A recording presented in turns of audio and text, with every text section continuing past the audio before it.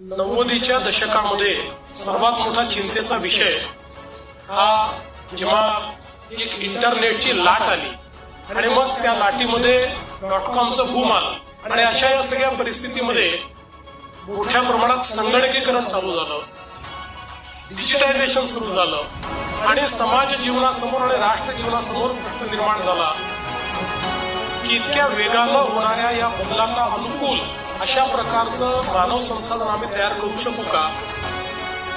या बदलाचे जे काही सामाजिक आर्थिक परिणाम आहेत त्या परिणामांच्या करता आम्ही तयार आहोत का? किंवा अनेक लोक त्यावेळेस प्रश्न विचारायचे की आता लोकांच्या नोकऱ्या वाचतील का, लोक इतक्या वेगाने बदलू शकतील का?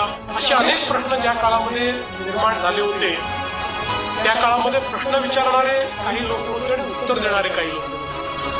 आणि मला असं वाटतं की प्रश्न